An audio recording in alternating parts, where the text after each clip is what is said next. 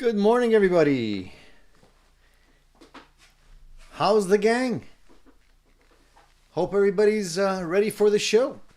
I don't know if I'm ready for the show. First, I want to know if you guys can hear me okay, because I made some changes. And because I made the changes, I'm not sure if you guys can hear me okay. Let me just do something here. All right.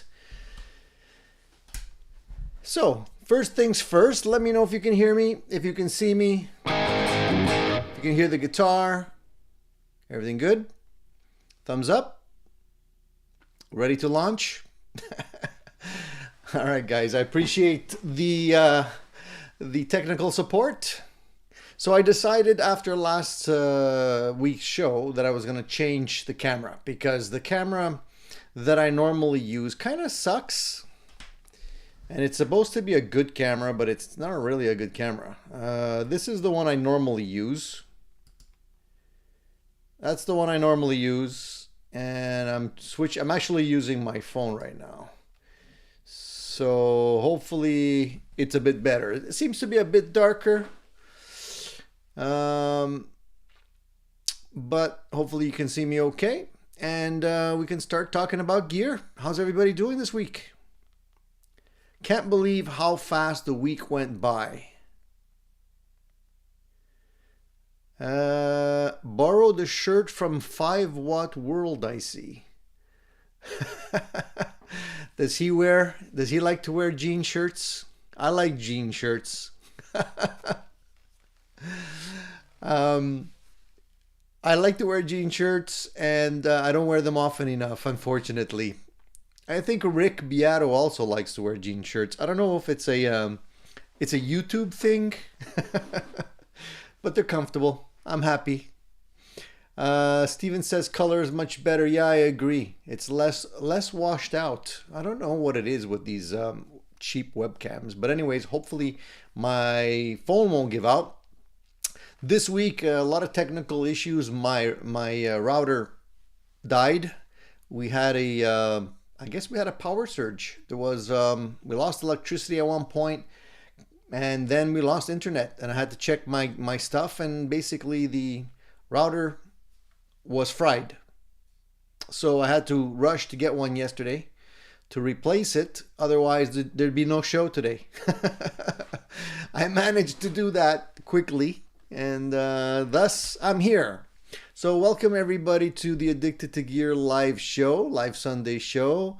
Hope everybody is doing really well today. I think today is show 246, but I seem to be losing track of exactly how many shows we've put on so far, but I think it's 246. So we're going strong, and you guys are tuning in regularly, which is much appreciated. Thank you for your support. And if you guys have anything new to report this week, please don't hesitate. Jump right in. I may have missed some chat earlier. I don't know if you guys had already started discussing a few things. So I'm not really sure if anybody had questions at the beginning. I'm going to scroll back and take a look and see if there was anything that I need to comment on. Otherwise, if you guys have anything to report, please report. Let's see here. I'm just scrolling back real quick, just in case. Sometimes you guys have really good conversations amongst yourselves before the show starts. Let's see here. Mark says, 3-hour gig last night. Work first thing this AM. I'm wiped. Well, Mark, I hope you don't have a type of job that requires 100% of your attention today. I know how that is when you have a late night in the morning. You're kind of wrecked. So hopefully, as the day wears on, you'll sort of get into the groove and catch your pace again. But I know how that is. All right. Good. I see everybody's here. Great. I'm not going to bother doing roll call this morning, but if there is anyone new, and there seems to be a couple of new names here. Welcome, first of all, to all the newcomers. If you guys want to chat, you have to subscribe, and please do jump right into the chat. We always have some great stuff to talk about, and we welcome all the new people here. All right? Fantastic. So Steven says he'll be posting an Ibanez Talman Rescue soon. Beautiful guitar I got cheap. I remember you mentioning that last week, Steven. So you already started working on it? Great news, man. How do you pronounce it? Is it pronounced Talman? Talman? Some of the names just, just throw me off. Shane says, no roll call. Well, we could do a roll call if you want, Shane. I usually do. All right, let's do a quick roll call. Just to make Shane happy. I don't want anybody to be disappointed. So Shane's here, obviously. Rico's here. Peg City Pickups. Hey, welcome. Dan Gorman. Gene is here. Goats on the Roof. Cushman. Marcel. Who else? Zach is here. Presley's here. Casey Lee. Steve. Jean-Pierre. We got a full house. I'm not going to bother going through everybody, but hey, one thing I forgot to do. Actually, I haven't been doing it in the last little while. And I absolutely forgot about it. These guys, if you guys are interested in getting one of these Addicted to Gear stickers, I still have them. Still have quite a few. So if you're interested, anybody that does a super chat or whatever, I'll send you a couple of these as a thank you. So all you have to do is send me your mailing information, and I'll be happy to send you a couple of little free goodies. What's been going on in terms of gear on your end, guys? Have you been checking out anything new this week? I have. I've checked out a really cool pedal that is a one of those really, really fun looper pedals. And I put together a little review on that, and I'll send that out this week. As well as a couple of other miscellaneous items that are just little goodies that I picked up for guitar, kind of, not guitar maintenance, just guitar, well, I guess you can consider it guitar maintenance because, certain things like a stand, a humidifier for my acoustic guitar, and a couple of other little things that help kind of maintain your guitar health. I like to have a couple of these things ready to go, and obviously sometimes also check out some of the new stuff that's out, because some companies come out with some really cool new stuff, which is really cool. Dewey's here, 7330. He says, hello, everyone. Ian's Guitar Shack says, hey, Tony and everybody, welcome. Let's see here.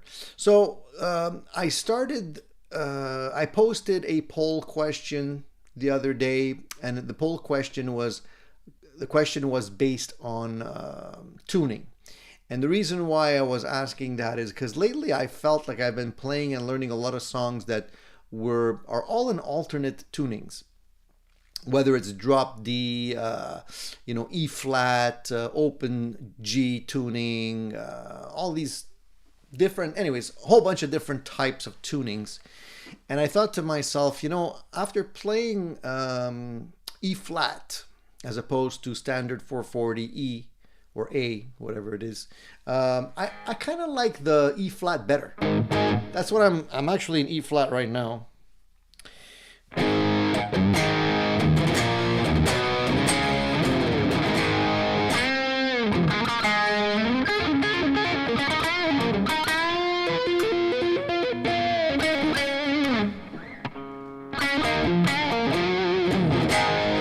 I don't know.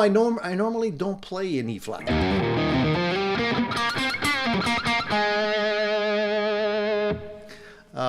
But it's nice to change it up a little bit. And so that's why I decided to take a little poll. I wanted to find out what kind of tunings you guys normally use. Where do you normally live for your tunings? So for me, normally it's E standard. But lately, I think I'm going to be sticking to E flat. We'll do the poll a little bit later, but I'm just curious to get your opinion on that. Presley had a little comment here. He says, I've been working away on my latest LP kit. I did the fretwork with the neck off. I got it sanded, 6 true oil coats, set the neck, did the headstock decals, almost ready for assembly and wiring. So that's great, man. You're making a lot of headway on your build project there, Presley. I have a kit also waiting for me. It's a Les Paul kit that I haven't had time to put together. Also with a set neck and all of that. So I'm not really sure what to do with it yet. I'm thinking about different things, and I like to build it eventually, but I normally do my build projects during the winter. I already have another build project kind of lined up, which is the Dragon Telecaster, the Jimmy Page style or inspired Dragon Telecaster build that I'm going to be doing. So that's kind of waiting also. I just don't have time. It seems like as the weeks and months go by, I have less and less time to dedicate to builds, unfortunately. So I'm gonna see when I get bored, maybe this summer, maybe during my summer holiday or something like that.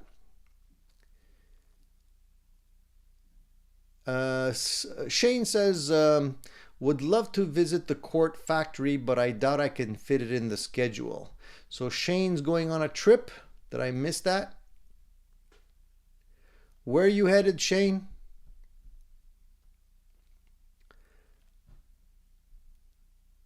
And Shane says, I can be in any tuning just by pressing my Digitech drop pedal.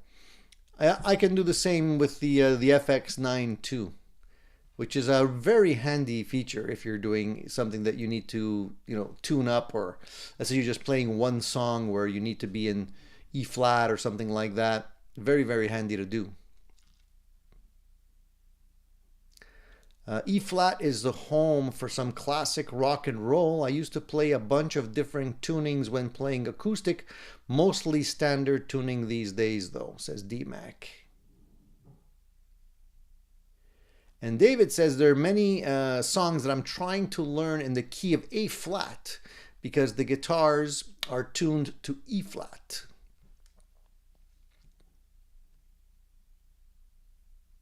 Vinny's World says a lot of D standard these days. Even older bands dropped to accommodate their aging singers, and metalcore stuff is mainly D standard or drop C. Yeah, I know. Even a lot of the standard songs that you hear on the radio today, a lot of them, it seems to be in style to go drop D for a lot of these songs. And I was trying to learn, I was in the midst of learning a song from Stained. It's called It's Been a While. And that is D sharp, I believe. At least the intro is in D sharp. Which is a little bit of a pain when if you're playing in a cover band, you have to kind of go between tunings or tune your guitars in between songs, which is kind of a little bit of a time waster.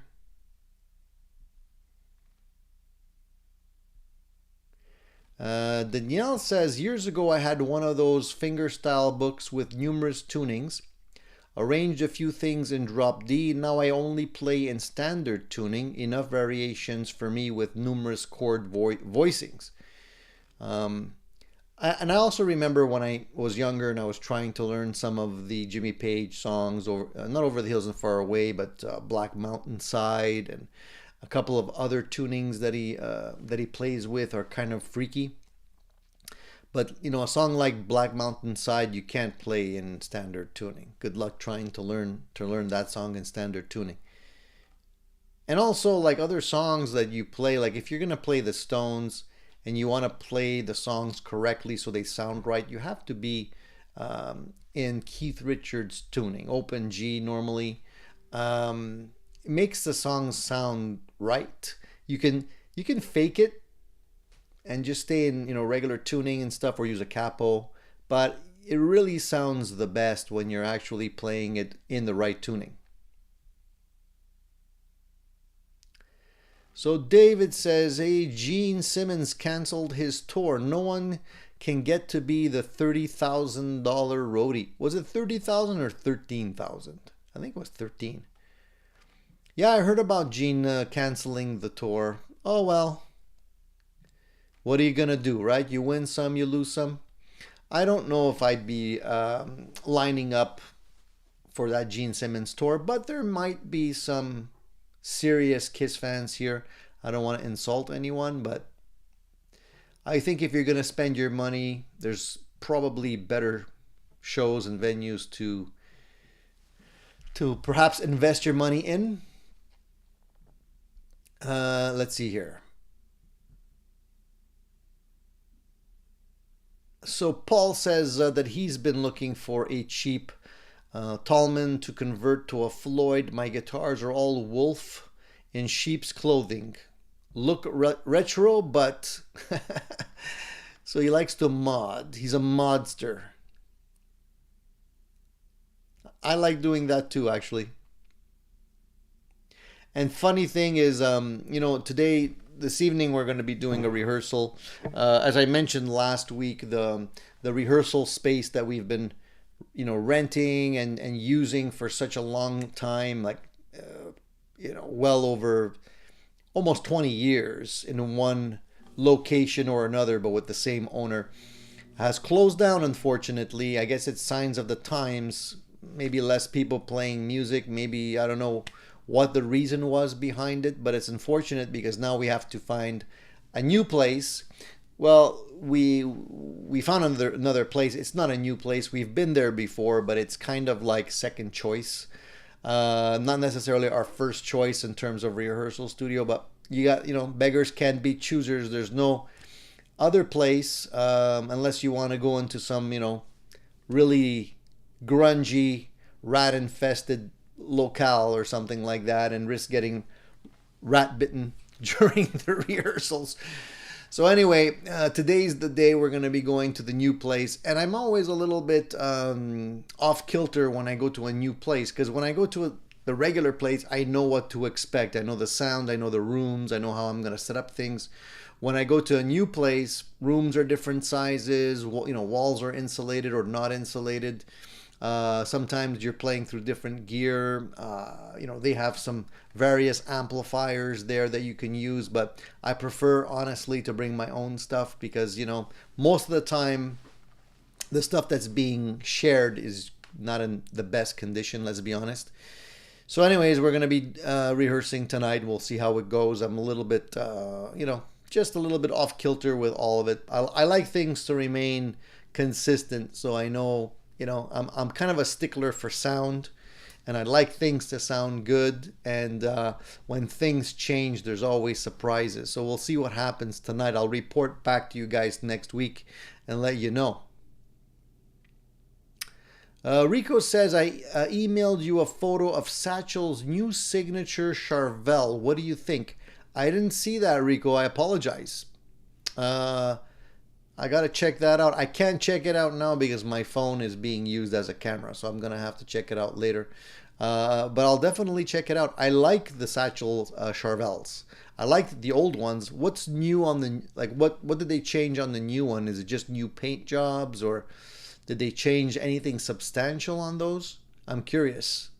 Let me know. I definitely want to take a look at those.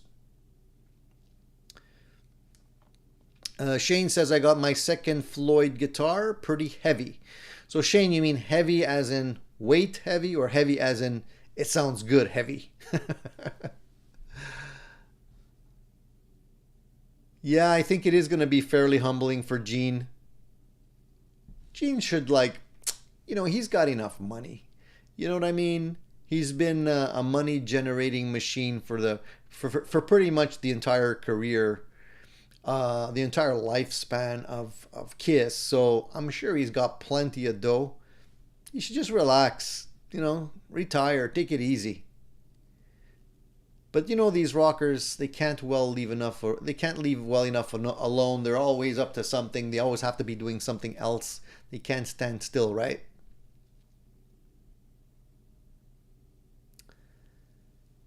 So Steven says that he got lucky. He found his guitar on Craigslist locally for a couple of $100. Fretboard was drier than dry, but I got it just in time. Incredible wood grain.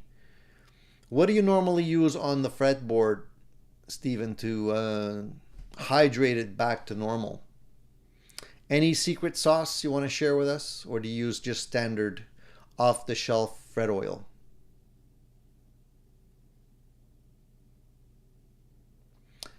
D-Mac says, I heard Kiss is playing unmasked with their former guitarist Bruce Kuliak. I don't even know how to pronounce that. Some one-off festival. I don't think, again, you know, if they're playing independently and they're not playing as a whole band, I don't know what kind of draw they're going to be. So guys, let's talk about some new stuff, shall we? First of all, I wanted to mention that I heard this week, and you know, there's always new stuff coming out during the week, and I always try and keep track of whatever's new because I like to report back to you guys. There was an interesting comment made by Norm Harris of Norm's Rare Guitars. I don't know if you guys saw it or caught it anywhere, but Norm said that, you know, soon he's going to be retiring. He's thinking about retiring. You know, Norm's had some health issues. He had some form of cancer, which seems like he's recuperated from, hopefully. But, you know, he's getting up there. He's been around for a long time, and eventually he's going to probably retire. And he made an interesting comment. He said that Joe Bonamassa would be a good person to carry the flame, to carry the torch, and maybe continue Norm's Rare Guitars. And I thought about that for a while, and I said, you know what, that's not a bad idea. I mean, I'm sure Joe's going to eventually retire to some degree. He has a lot of experience in terms of gear, especially old gear. He has plenty of old gear himself. It'd be cool for him to kind of invest in a business like that and keep it going and use his knowledge of vintage guitars to wheel and deal. I'm pretty sure his dad, Joe's dad, was a dealer or owned a store or something like that when he was younger. So basically, I'm sure he has some experience, and his dad could probably even be part of the business if ever he wants to retire. So I think that'd be a cool idea. What do you guys think about that? At first, I'm like, I don't know if Joe would be into something like that, but why not? He does it. It seems to be like his hobby anyway. So what better way to make a living than buy a pretty well-known guitar shop and carry on the love of guitars and music. Dewey says, I always thought Norm's was a gold mine. Maybe not. Nobody wants to take it over. Well, I mean, the entire guitar business is really tough, and it gets tough every year. And if you're talking about very vintage gear, expensive vintage gear, I mean, it's not a market for everybody. You have to be a collector. And usually the collectors end up being more of the older guys that can afford it. The younger guitarists, they can't always afford that kind of expensive gear, or they don't have the taste for it either. You know, they're looking for new stuff and different things. So perhaps, you know, it's not as easy as you guys think in terms of, taking over. I mentioned last week, you know, I spoke to a buddy of mine who actually works at a local music store. He's been around the music industry and music stores his entire life, and he's telling me it's not what it used to be anymore. And whenever I walk in music stores these days, a lot of times they're pretty empty. I don't see lineups. So without a substantial rock star, somebody to light the flame, If somebody comes around that happens to be a guitarist and starts something new, like we had with the grunge movement, I think maybe things could pick up, but in the meantime, it doesn't look like it.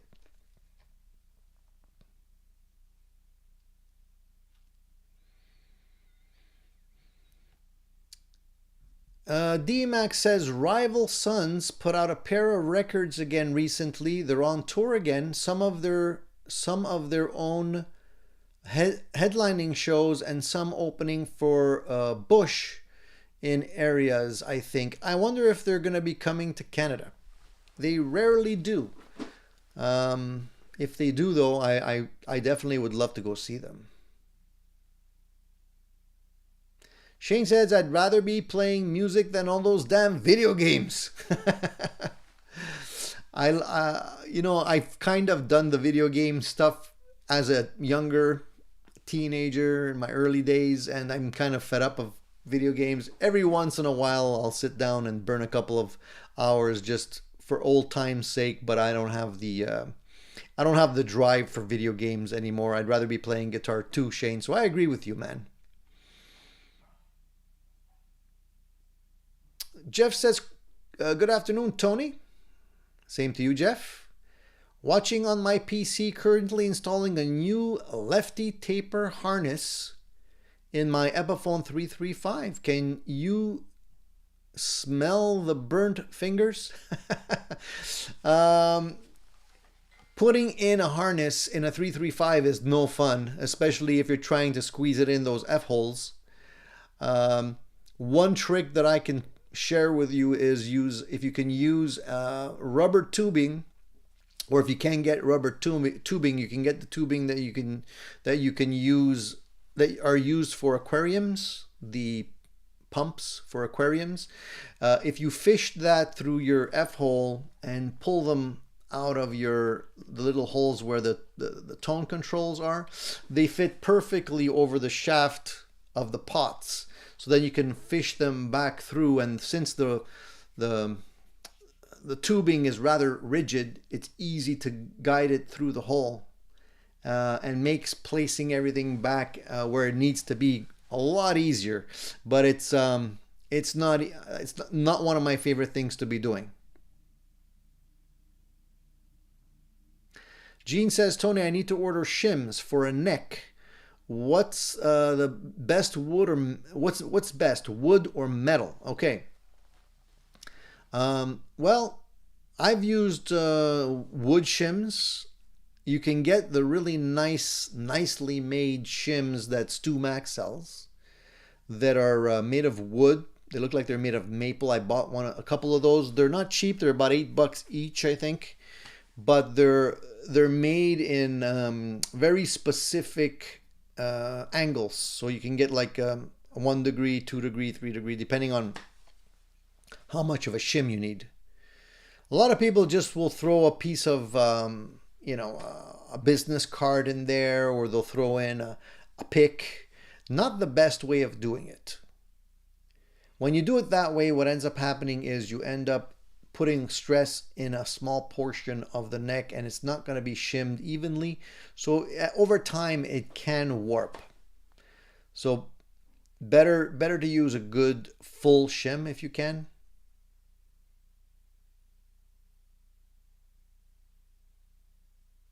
D-Max says, Rival Sons are playing Laval. Really? May 7th? Ooh, you just made my day, D-Mac. Well, I'm going to have to get tickets for that one. Nice. Thanks for letting me know. I wonder if there's still tickets left. Very cool. Looking forward to that. I got to mark that down on my calendar. I guess I'm booked for May 7th.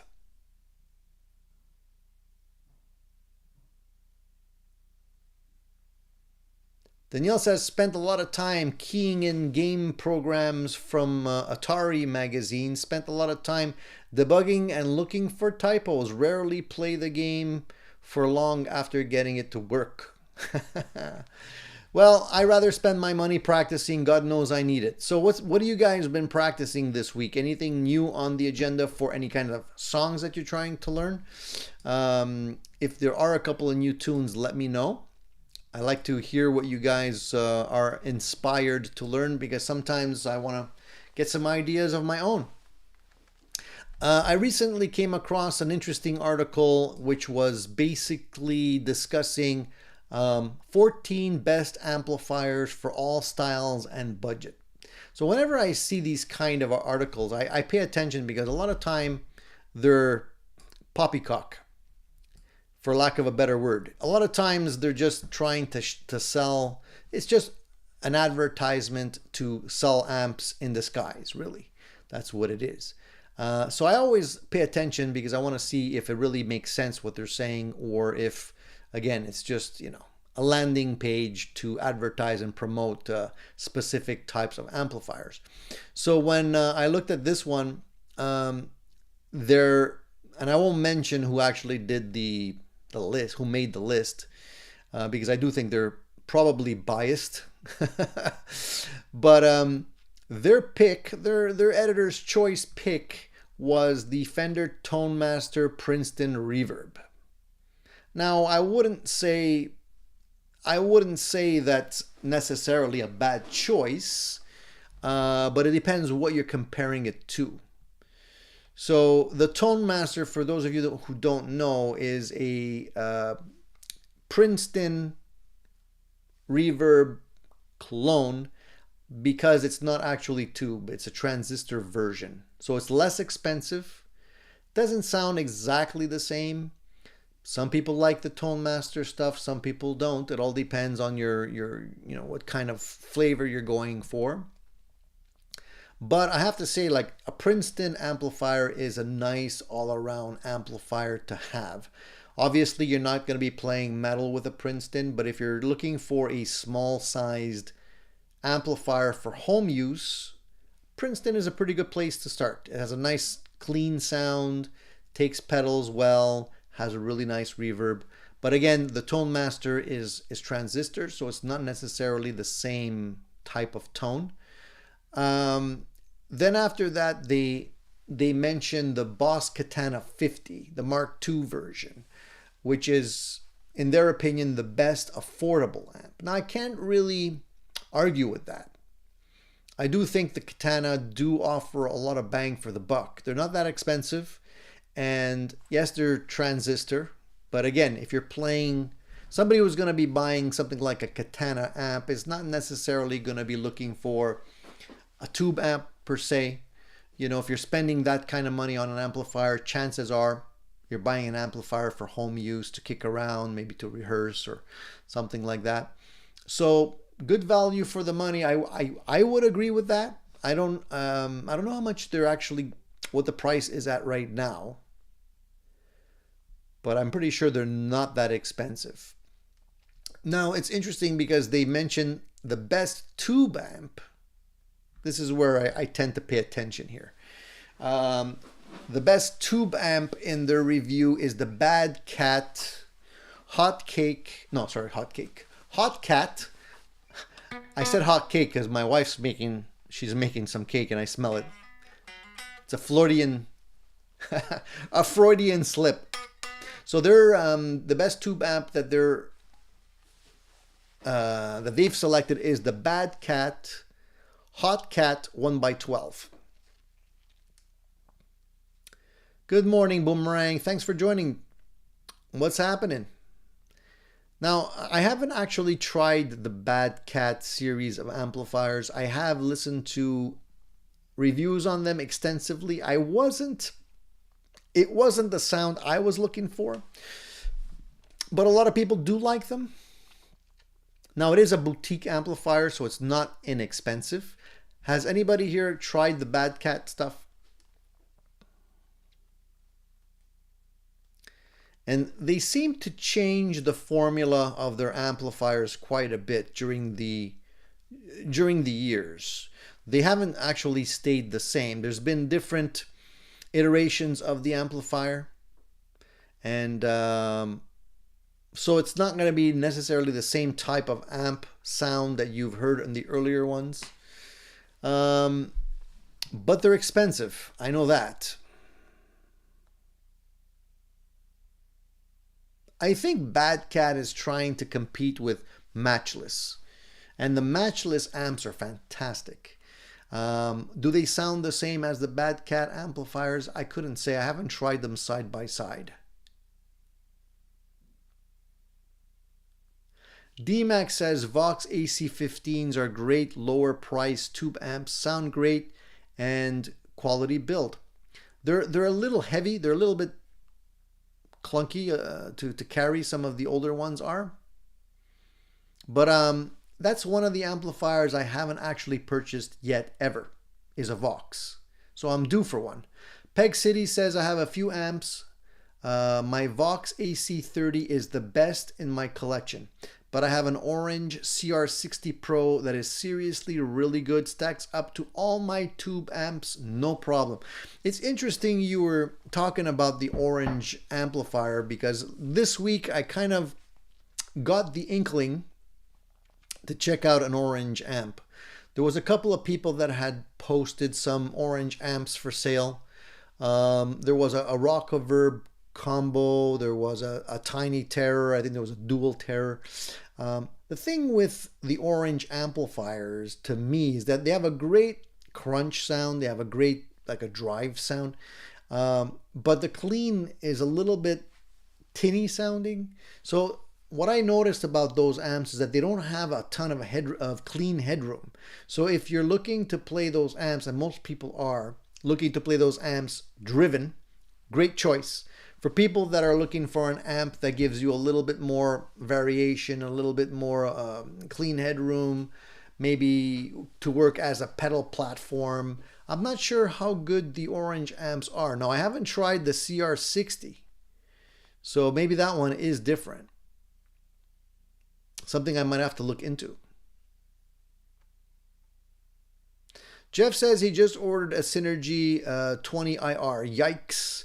With a Friedman DS module. Nice choice. That's a nice choice. If it's good, this will massively reduce the size of my amp collection. Let me know how you like it, Jeff. Those Synergy amps, they seriously look cool.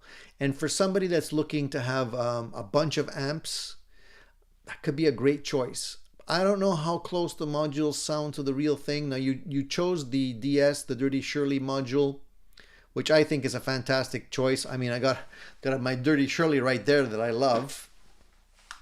Let me know. I'm curious.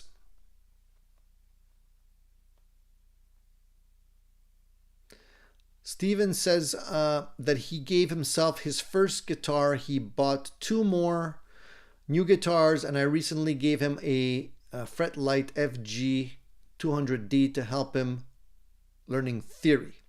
I remember you mentioning that, Steven. Good. The gift that keeps on giving. He's going to appreciate that. Now, Vinny says, have you ever looked into the HNK amps like the Grand? No, I haven't. I've actually looked at them, but I've never actually purchased one of those amps. A lot of people do like them, though. Right now, if I had to buy a new amplifier, I would have to buy something that doesn't already fit within what I already have here. And to be honest, it's kind of hard because I have, for cleans, I have the Supersonic 22, and it's also a great amplifier. For pedals, it does have its own dedicated drive channel. The Princeton, the tube Princeton that I built myself, is a great small scale studio amplifier to use at home. Great cleans, nice reverb. So that one works really, really well. Dirty Shirley, it's like a sort of a modded, Marshall 45. Obviously the Marshall back there, the Marshall Studio Vintage, and obviously the one over here, which is the Brunetti Pleximan. They're all kind of doing the same thing, but with things like modelers these days, the FM9 and other modelers that I've played around with. I can cover a lot of ground for recording. So for recording, I don't necessarily need it to be a real amp. I can easily go through the modeling software. But to be able to play with a band, unless I can do it with my FM9, and I can do a lot with the FM9, I like moving air, you know, so going through a real amplifier is pretty cool. So it has to be something that's going to fit. So, you know, not necessarily a Fender, not necessarily a Marshall, something kind of in between. So Vox might fit the bill, you know, something a little different. Haven't really, you know, nailed it yet. Not really sure what it's going to be. Johnny Guitar 57 says, I'm extremely happy with my new Marshall ST20C Studio GTM 1x12 5-watt tube combo amplifier. Very impressed with how clean this amp is and quiet. I was surprised being a Marshall. Yeah, but a lot of those older, like those recreations of those older Marshalls, they had really nice clean headroom, and they take pedals extremely well, so it's always a good choice. You can go either way with Marshall. You can crank it and get it as dirty as you want, especially if you push it with pedals, or you can keep it clean, especially if you play with the tone, you know, the volume tone on your guitar. Just bring things down a little bit.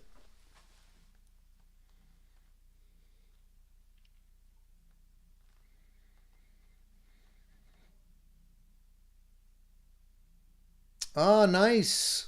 Steven says he bought me a ticket to see Clapton this September. See that? Karma, man. You're doing good, Steven, and good comes back to you. That's pretty sweet. Good for you, man. I hope you're going to enjoy that show. Should be good.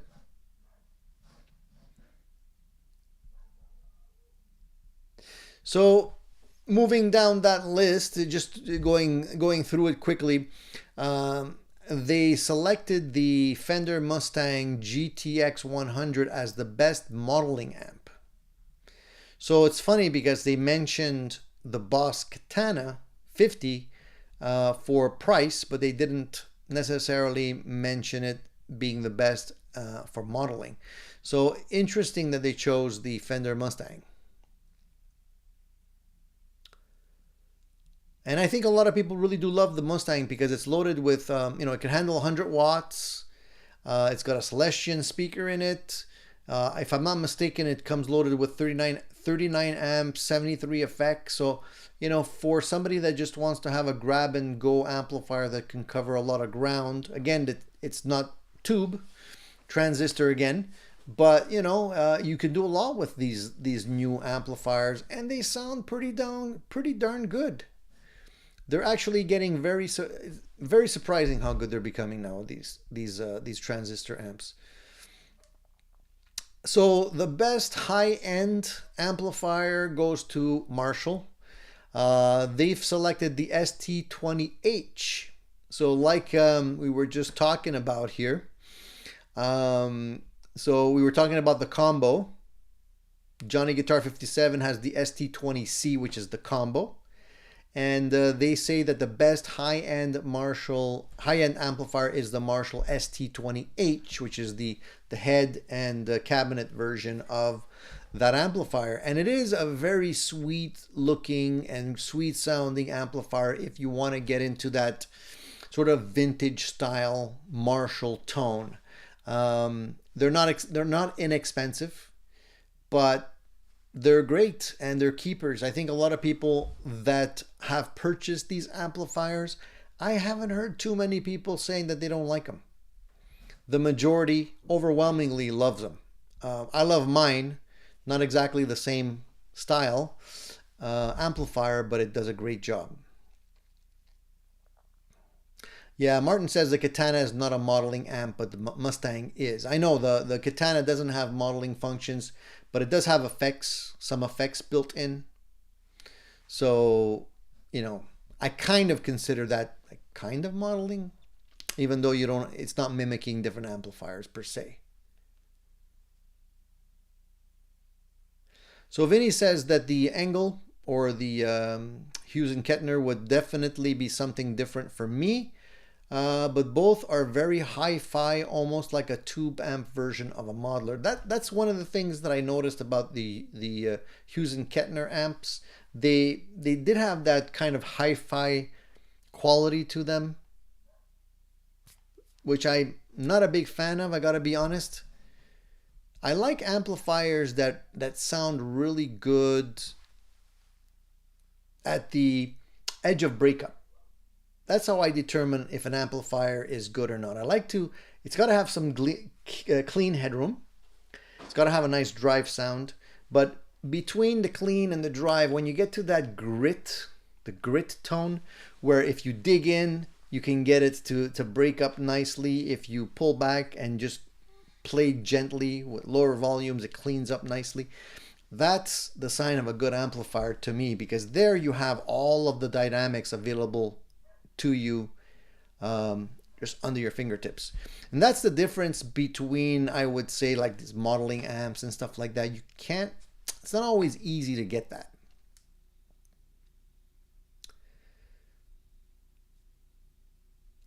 Hey Corey, what's happening, dude? We're just talking amps. Welcome. What amp are you rocking today, Corey? Let us know.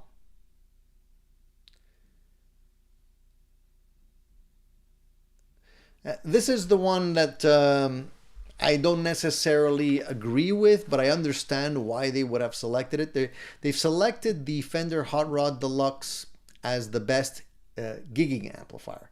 I understand why. A, it's not big.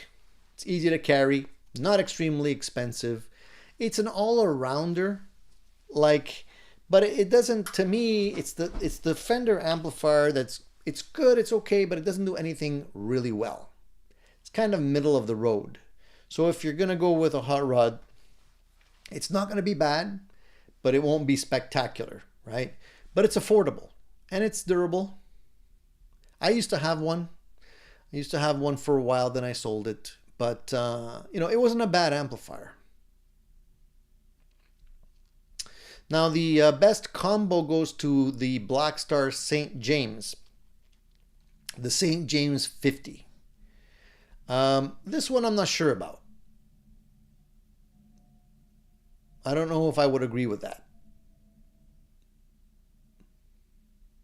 It's a 50 watt tube combo, not transistor, EL34s. Apparently, you know, it plays well with pedals and whatnot. It's got some nice features built into it, but I haven't tried that one. I would have to take a look at that myself. Blackstar is the type of amp company you either love or you hate. A lot of people don't like Blackstars, and the reason why is not because they don't sound good, because they sound pretty good. I've had the Jared James Nichols model for a while. I ended up selling that amplifier, but it wasn't a bad amplifier at all. The reason why people don't like the Blackstars is because they're hard to fix. If something should happen to them, the way their boards are mounted, they use very, very small components, and they're almost impossible to fix. Whereas if you're buying an old Marshall or a hand-wired amplifier of any sorts, you can fix those all day long, because, you know, it's just, you know, replacing a transistor or capacitor or something like that, which you can do easily yourself if you know what you're doing, and you don't need any special equipment. When you're dealing with a board and you have, you know, very, very small components, not always as easy to fix. And I think that's one of the main reasons why the Blackstar amps get a bad rap. Music and Gear says, love my tube amps, but finding out the modelers has the upper hand when doing live shows. I think you wanted to say direct to your interface is nice, no open mics. It's always easier. Being able to use a modeler is always easier in a live scenario. If you're miking you're miking your amplifier, you know, it's more noise, more feedback, more probability of feedback, less control of the sound. You can tailor the output, and you can tailor the EQ of modelers very easily. A lot of people are turning to modelers, even pros. Ian Guitar Shack says, I have a combo amp, a Fender Deluxe Reverb. One of the all-time favorites when it comes to Fender. Good choice. I think everybody should own a Fender Deluxe Reverb at one point. Great all-around amplifier. I just never understood why they never had a mid control on those things. Treble, bass, no mid. So it's kind of like, that's the only thing that bothers me about those amplifiers, is that the mid frequencies are kind of dialed into the amplifier. It doesn't mean that you're stuck, you know, because if you want to scoop your sound, or you want to have a sound that's, you know, the mid is basically set by the circuitry. So raising, you know, bass or treble will give you the V scoop. You know, lowering the bass and treble will give you the inverse V EQ. So it's manageable. You just have to know how to use them.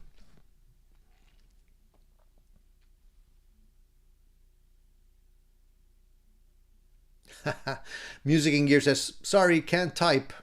No worries, man. Gene says, playing a CBG through a Blackstar Fly this AM. Those little small amps are great too, by the way. And I don't know if our Peg City friends are still here or not, but just to wrap up the list, they claim that the best amp head, according to them, is the orange, the OR30. So why do they select the OR30? I'm not really sure. I guess they're talking because it's simple, one channel, and they do have a good amount of clean, as well as you can get that massive fuzzy orange sound that has been you know, a staple of that orange tone for years. When you get it, when you drive it hard, it ends up almost sounding like a fuzz pedal. So if you like that kind of sound, then definitely an orange could be an interesting amplifier for you. So yeah, there's a lot of choice out there. A lot of choice.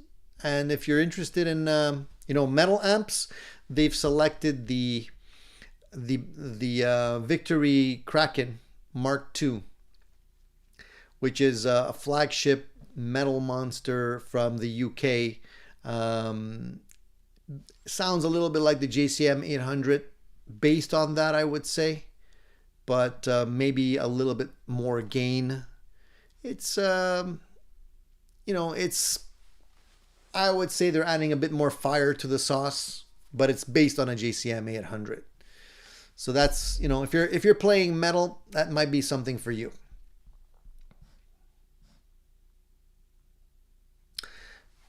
Man, my lately I've been having bad cramps in my thumb here.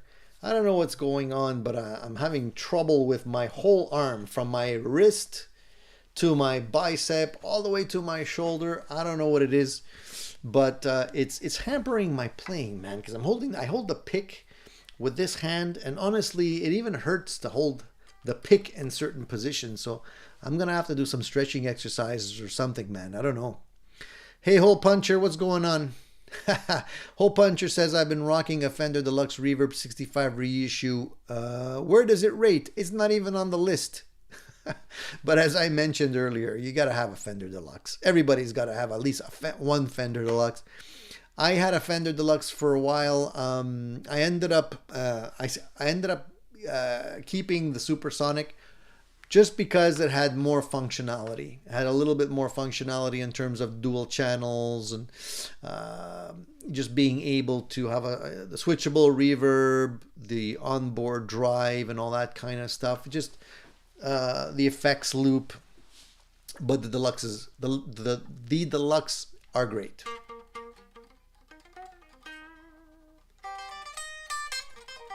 So Presley says, I'm using a Fender Super 210 red knob, a Mesa Nomad 3-channel and 2 PV Classic 30 and a Bandit 112. So I had the Classic, did I have a Classic 30? Yeah, I had a Classic 30 PV. I had the Classic, but with 212s in it, combo.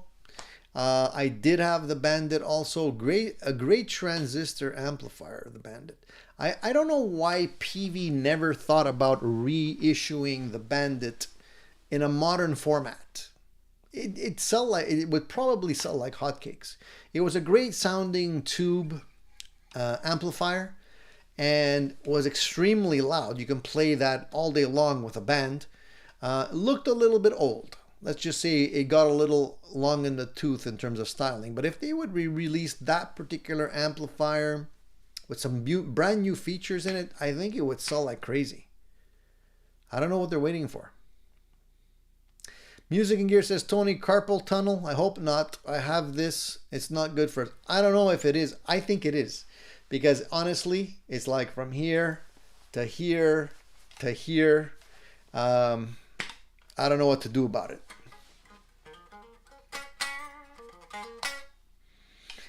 Corey says, love my Bandit 112. And Gene says he's stoned.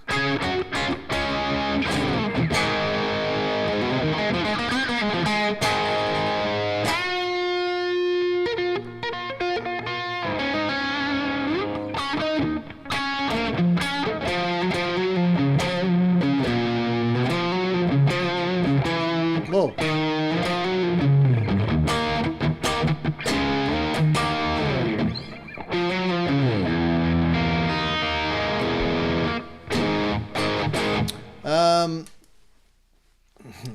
Dan says, I ran out of stash.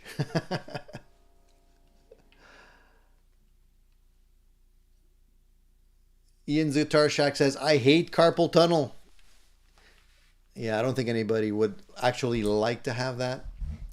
I got to limber up. This is what I need to do. I don't know what to do, though. I don't know if I have if there's any exercises I can do specifically for that, but I think I just have to start just stretching more.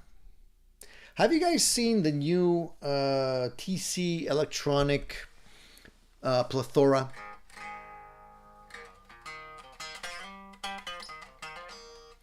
It looks like a really cool all-in-one pedal. Might be a good consideration for somebody that needs space on the pedal board, because you can load up different pedals within and basically call them up. Only one at a time, but you can load them up with pretty much anything. And the price of the pedal is not that expensive, so I've been considering it. How much does it cost? It goes for... just trying to get a reputable... They have the big one. I'm talking about the small one. And actually, if I'm not mistaken, Moore also came out with one that basically does the same thing.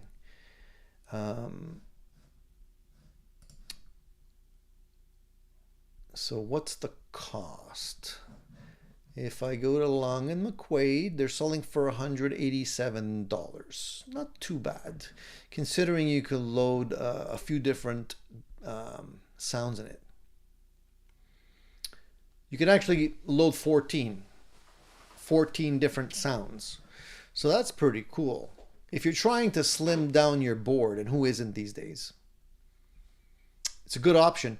I like the fact that there's also the little screen on there. I don't know if you guys have seen it. There's also a little screen that shows you what you're doing. So basically you have the Hall of Fame 2 reverb. So that would knock one pedal off of my board right away because I have the reverb. I have the Hall of Fame. There's a Flashback 2 delay, which is also another pedal I have. There's the Helix Phaser. Don't have that one. The Viscous Vibe, don't have that one. The Sub and Up Octaver. The Brainwaves Pitch Shifter. The Corona Chorus is another pedal that I have. The hypergravity compressor, the mimic doubler, which I kind of like, the vortex flanger, the pipeline type tremolo, and the quintessence, I can't even say it, the quintessensis harmony, and the Century noise gate and shaker vibrato. So the interesting thing though is that if you want to play, let's say you're playing a drive sound, right, and you want to turn on the reverb, you can't do it. You can only do one at a time.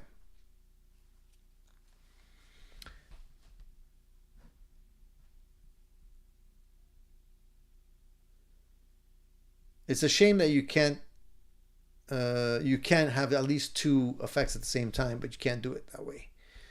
So there are limitations depending on what you're trying to do.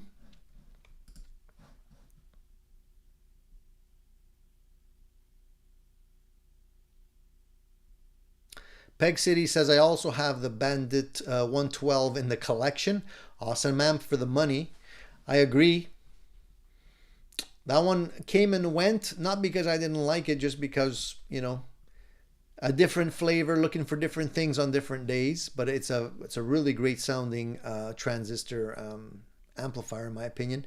Paul says, in a word, a Princeton Tone Master is a modeler with just one model and a cheap D-type amp built in. Better to buy a modeler and have all the amps, then get a cheap D-type power amp to go with it. Yeah, but I think if you're looking at something like that, it's like you kind of want to have an amplifier. That's why people buy the Tone Master. But I think for the money you're paying for the Tone Master, I would agree there's some very nice multi-effects units that can model even the Princeton sound as well as other sounds pretty effectively. And you have more at your disposal for the same amount of money. So Peg City is going for brunch. Have a great brunch there, Peg City. Enjoy yourself. Easy on the little sausages. Those are the ones that always get you at the end. In the end.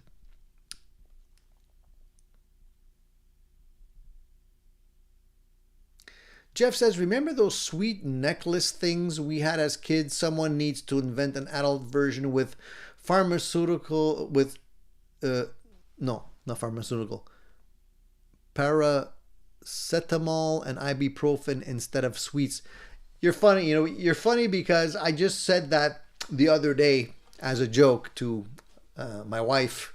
I think that would be a great thing, you know, just have all of your daily medicines right there, make them sweet and flavored, and just eat them as you go, wherever you are.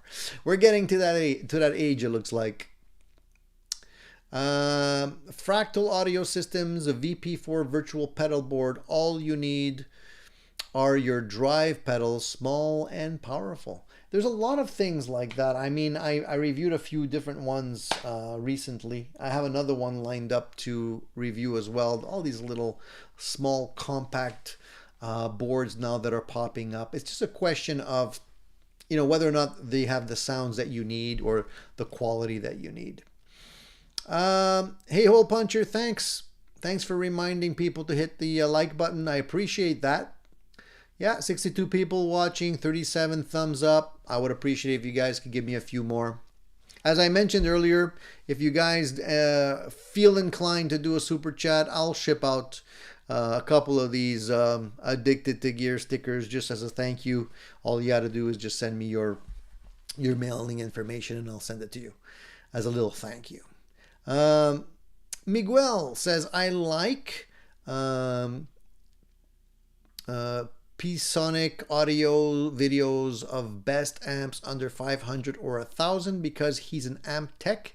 He said the Vox AC15 and AC30 customs are reliable and they sound good.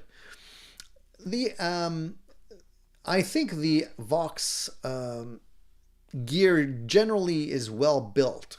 I think if you're starting to go into the vintage AC30s, any vintage amplifier, and I mentioned this last time, you're going to have issues. This is one thing that I think a lot of people don't get, is that if you buy a vintage amplifier, and it has never been serviced. And that's one of the things that I'll ask most of the time when I'm looking for an amp. And people will kind of say it as if it's a good thing.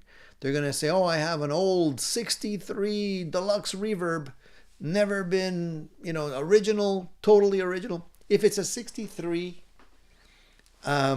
deluxe, even if it's in pristine condition, a lot of those components are going to shift over time. The values are going to shift. Capacitors are going to be needing to be replaced, and some of the other components, depending on the age and the type, they don't last forever. They have a shelf life, and after a while the values shift. So the sound that you're getting from the amplifier is, you might be getting a sound, but it's probably not the best sound that it could give you. And a lot of times those amplifiers have to be brought to a technician that knows what they're doing and has to be kind of overhauled. Components have to be replaced, solder joints have to be checked, all this kind of stuff. You can easily add another, $300-400 to the price of the vintage amp that you're looking at buying. So a lot of people might say, well, it's an expensive investment. If I'm buying a vintage amplifier, I know it's going to cost me a lot of money, but be ready to put in extra money, because I've rarely seen an old amplifier that is in great working order.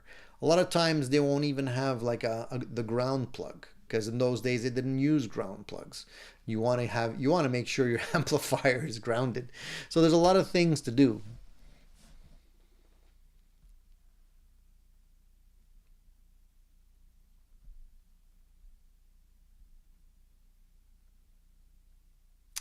My knees hurt says, I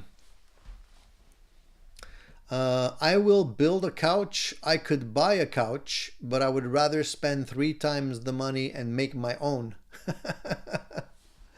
I don't know what you're referring to here. Are you talking about building your own guitar or something like that? Lorenzo says, Nash versus Fender Custom Shop. Seems like you get the same guitar for half the price. Okay, we're going to be opening up a can of worms here. Let me put it this way, okay? I'm not a pro here. This is just my opinion. I think that, in my opinion, both like Nash guitars are not bad if that's what you're looking for. Fender Custom Shop guitars are not bad. Okay, if that's what you like and you want to spend your money on those guitars, fantastic. Bless you. Run all the way to the store with your hard-earned money. Spend it on whatever you want. Who am I to say not to buy stuff? I've tried some custom shop guitars. They played really, really well. They sounded really good. They felt really good. But, and here's the but, I think people are slowly becoming brainwashed into thinking that they're buying a vintage guitar when they're not. So I know that in reality, Fender's telling you, we're going to be giving you a custom built guitar that's going to be the closest to a certain older guitar. So in other words, you're going to be getting something that is the closest you can get to that type of old guitar in a new format, but made to look old. So yes, that's going to cost you a lot of money. They built them differently. They have different people putting them together. They claim to be putting in a lot more attention into these guitars. Now, does that mean that you're getting less of a guitar if you're buying a Nash or something else? If you're a good guitar builder and you build your own guitar, you can probably put together a guitar just as good as the Nash or the Fender Custom Shop. Let's remember, guys, these are guitars that are designed to be built like Legos, components, right? Put the neck on, bolt the neck on, pickups and whatnot. It's not, there's no secret mojo. Pickups are pickups. A body is a body. If you put them together the right way, with the right quality components, and you can do a good quality setup, you're going to get an amazing guitar, just as good as the Custom Shop or Nash or whoever it is.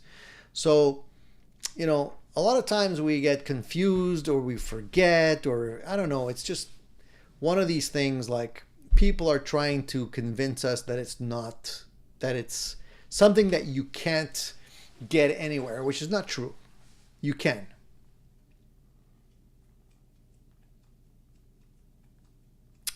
J. Paul says, good morning all. Hey J. Paul, late for the show, but I got a music store visit planned today to trade this Rev G4 pedal and cash for something.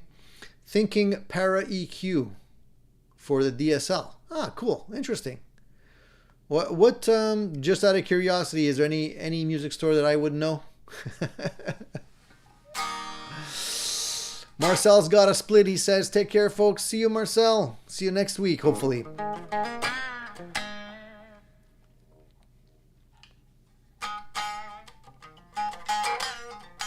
And Boomerang says, my knees hurt. I've bought so many tools over the years. At times, I think I'm Tim the Toolman Taylor. Yeah, tools are always good. If you have tools to help you build better guitars or adjust your guitars, why not? I gotta put my Do Not Disturb on over here.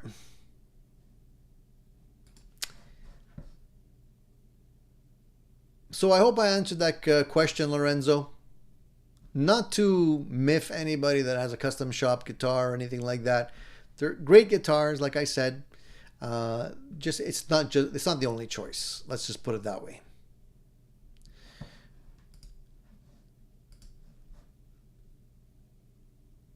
So yeah, all right. Let's look at how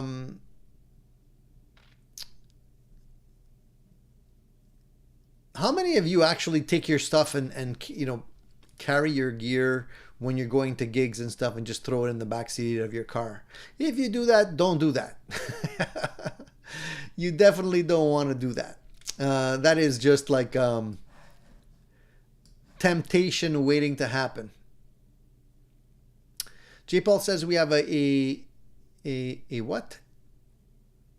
Sipple Dites Music in Omaha. Family spot, real life saver from our crappy guitar center. I have never heard that name.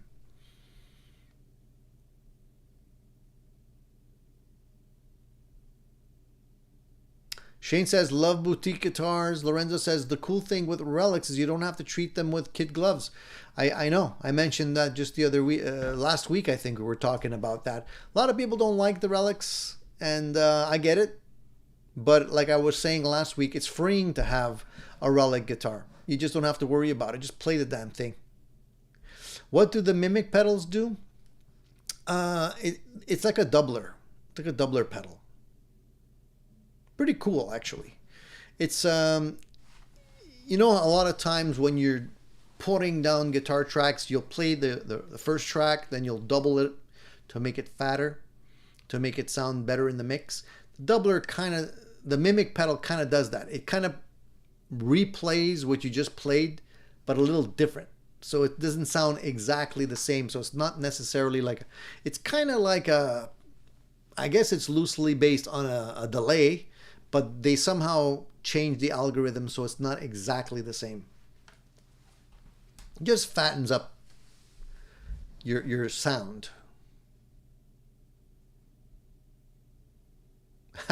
Gene says, after the show, I'll ride my bike with my Black Star Fly and cigar box guitar in my backpack.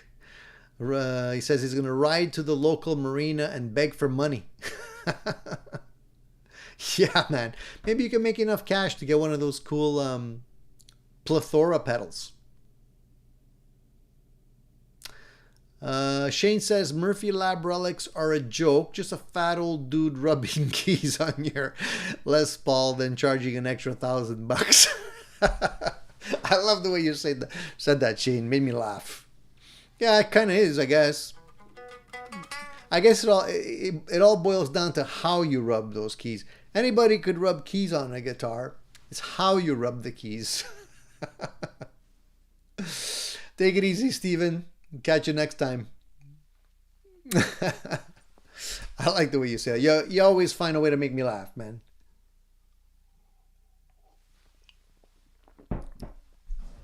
Yeah, I was looking at that stuff. The Murphy Lab stuff. I mean, some of the guitars look pretty darn cool. I gotta say, like some of the, and it's not necessarily the Murphy Lab aging. It's more like the type of woods that they start off with before they do the aging. I would love to get my hands on some of that great quality flame tops that they have on some of those guitars. You know who does really good aging and relicking? Eight ball custom guitars. Do you know this guy? He's got a channel on YouTube, and I think he's in Poland. Let me see if I can find. This guy does amazing work. And if you don't know him and you want to have a custom guitar made or built, I don't know how you would even reach this guy. I don't know if he may have a website somewhere. Can't really find him. Anyways, look him up on YouTube. 8-ball. Just type 8-ball custom guitars. He makes amazing guitars. And this guy does them like from scratch. Like if he does a custom order, he doesn't just take keys and ding your guitar. He'll strip it all down. He'll paint it completely over again, right colors, aging. He'll fix it up. At the end of the day, you're getting a beautiful, it's a piece of art. I consider that to be, because just the skills involved to be able to do that is mind-boggling. I've watched his videos and I see how long it takes and what kind of care he puts into his builds. Amazing stuff. Yeah, 8-bomb. That's, sorry, did I say 8-ball? Yeah, 8-bomb. That's the one. He must have a website. Yeah, he does. There we go. Let me show you this, guys.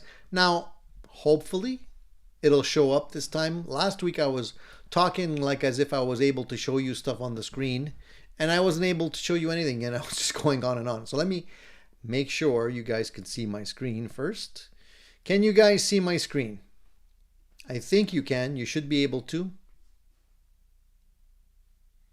Give me a thumbs up if you can see that, guys, before I continue talking about these guitars.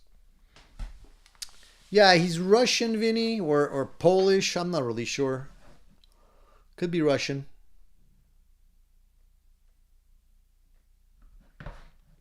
Can you see my screen, guys? So let me pull up some of these beautiful things. Look at some of these things, man. They're just so gorgeous. Look at the finish on this guitar. Now these are the pickups. He makes his own custom wound pickups, obviously. I'm going through this quick because I want to see the guitar. There's not that many photos of the guitar. Okay, because these are the pickups. So he's basically showing you the pickups here. 380 euros, not cheap. But let's look at the guitars. Let's go to galleries. So here, for example, I don't know, let me see here if there's one that really stands out for me. All of these are really nice, by the way. Okay, like this one. This one's nice. Sweet looking guitar. Look at this thing. Look at the wood on this thing. Holy mackerel. That's beautiful. And you know, the checking and everything. Sweet looking guitar, man. Yeah, if I had to pick one, I'd probably pick this one. Now, of course, he doesn't tell you how much they cost. But you can check out his videos, and he goes through all of his, you know, how he puts them all together one by one, and you know, different types of aging. You can select what you want. You don't have to go crazy and get something that's overdone if you don't want it.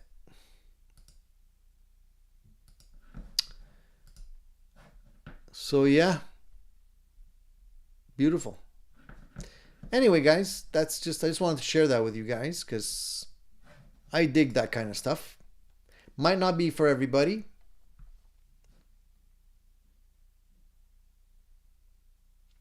Vinny's World says, oh yeah, this guy, his work is amazing, but you'd have to really believe. You do, because you don't know what you're going to get. You're going to be shipping this guy your guitar. You may never see it again.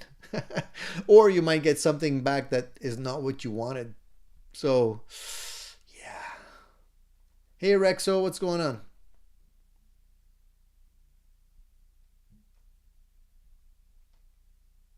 Danielle says, Columbine Saint guitars is interesting. They say using unclaimed or reclaimed wood from old New York City buildings makes them sound better.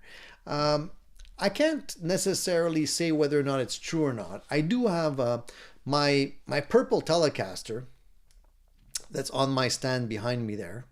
The first one on this side. This guy. I can't point to it. That guy. The body on that guitar is actually 100 years old. The wood is actually 100 years old. It's a reclaimed wood.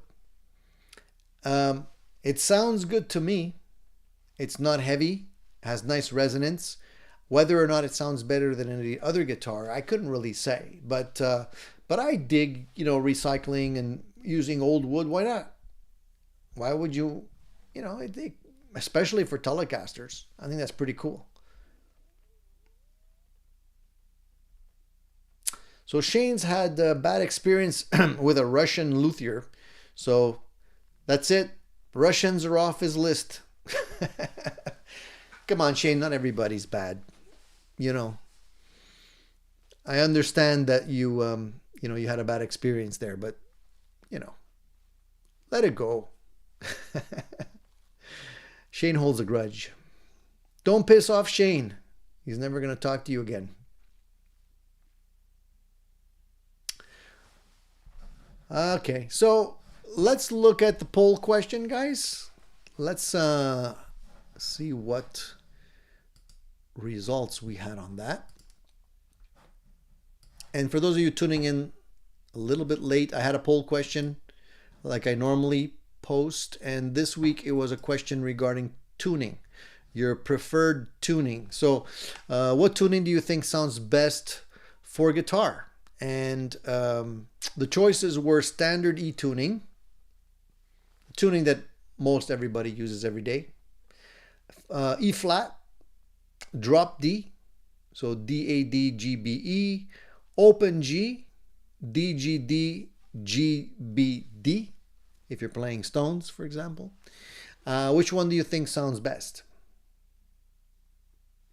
Not really surprising to see that most people, 59% of you, do choose to stick with standard tuning. I guess because it makes things easy, right? Everybody's on the same page. Easy peasy when you're using the tuner. You know what to aim for. 59% of you said standard E. And I would say most of the time that's what I'm tuning to as well. Lately, though, I have been enjoying E flat. And 29% of you say that you've selected E flat as the tuning that you think sounds best. I tend to agree. I don't know what it is about E flat, but it sounds more rock and roll for some reason. It's a subtle difference, but you could definitely hear it when you're playing. So only 9% of you selected drop D, and I think drop D, as we mentioned earlier, is more something that is being used by, I guess, more modern sounding bands. There's a lot of people that do play heavier music tend to stick with drop D. Some of them go further than that, but drop D seems to be quite popular. And open G, if you're playing slide, you're playing Stones, you're playing stuff like that, that's always a cool way of refreshing your sound, just using a different tuning. Only 4% of you selected open G. Now there were a couple of comments. And let's see here. So open G is cool for Stone stuff, but most different tunings are novelty.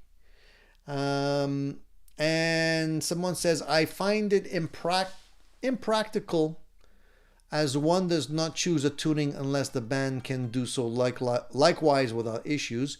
I tried it by using a pedal that dropped tunes and it still caused other problems.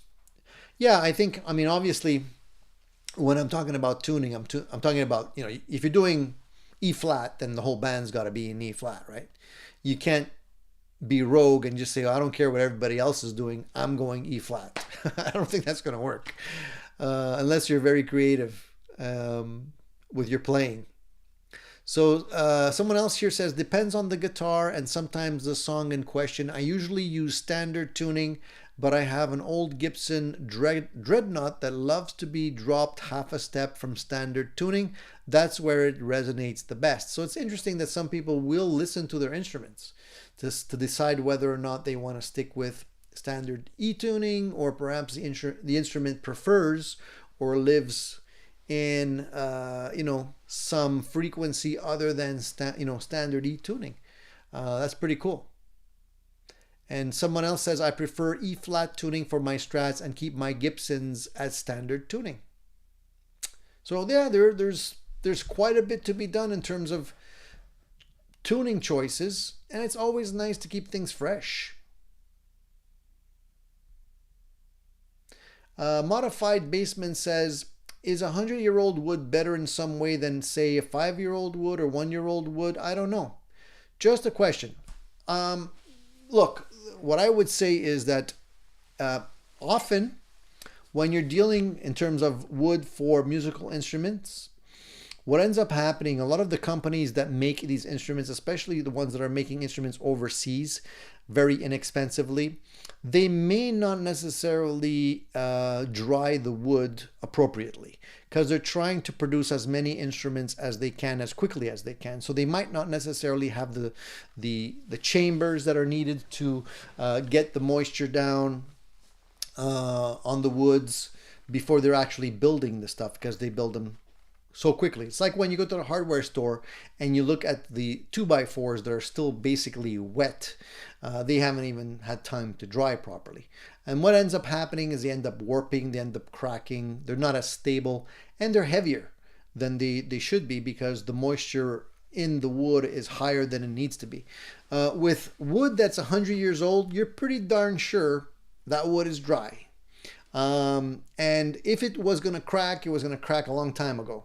So if you have a good piece of old wood that you're planning on using for a guitar after 100 years, it is what it is. They ain't going to shift all that much or change. So that's why I would say that maybe older wood is better. Other than that, I don't know if there's going to be a whole bunch of other advantages.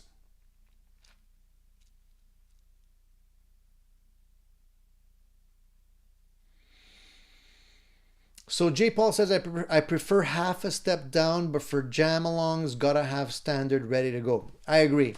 Most people are not ready for any kind of like other tunings, and then it takes like 20 minutes for everybody to be in sync. And Jeff says, E-flat tells more about what you listen to. Lots of bands from the 70s use E-flat, which is true. Yeah, guilty as charged.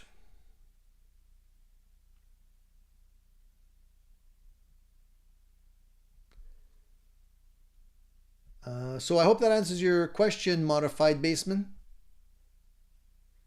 Any other question about that before we move on to something else? Change subject once again. One thing I saw this week that I wanted to comment on. I saw a comment by Joe Satriani. Joe's playing or was playing with Sammy Hagar. They were doing that kind of Van Halen cover band. I would call it a cover band because not all of the members were original. And he commented how he some of the songs that he's playing that are Eddie Van Halen songs, he's trying his best to play these things and make them sound good. He does have his own style. And he mentioned that, on some of the songs that he was learning or playing, he only got them to flow and sound right like halfway into the tour, because he wasn't used to playing guitar that way. And, I have to agree with him. Like, when you're trying to learn Eddie Van Halen songs, his style is very different. It's a little bit all over the place. So it's hard to keep up with the way he's structuring the playing, and where he's jumping around on the fretboard, his timing, the swing, all that stuff. It's not easy to do. So even somebody as good at playing guitar as Joe Satriani had a challenge doing that kind of stuff. I have to say, honestly, I love Joe, and I think he's a monster guitarist. I still think that when I listen to him playing Eddie Van Halen stuff, although he's playing all the notes correctly and everything, the style and the feel is different. And, no matter how good a guitarist you are, you're not Eddie Van Halen. And I can hear it. So it's like, it's a nice facsimile of the real thing, but it's not the real thing.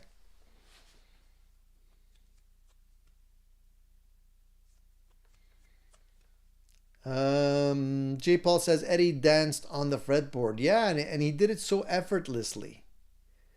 He was loose with his picking hand, and he was able just to play like as if it was nothing, Yeah, Chickenfoot was the band that Sammy Hagar was playing, and then they did the whole Van Halen sort of, they took it on the road, and they started, Michael Anthony joined in, and at some point there was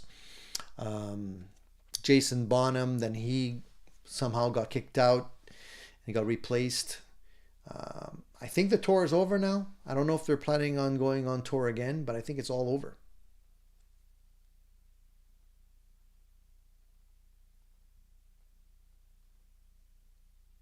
Yeah. All right, guys, I think we're going to wrap it up. Let's see. How long have I been yapping today? Have I hit my quota?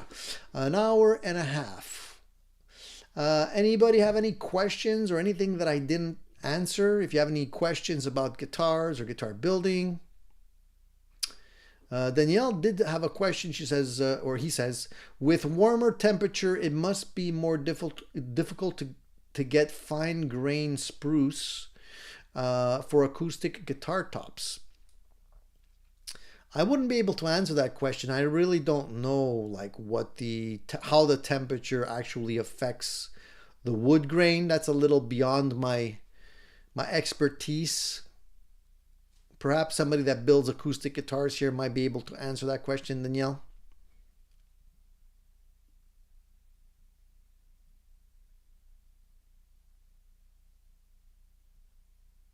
And Vinny's World says, but then if we get someone that was a facsimile, we'd complain that the person lacks style.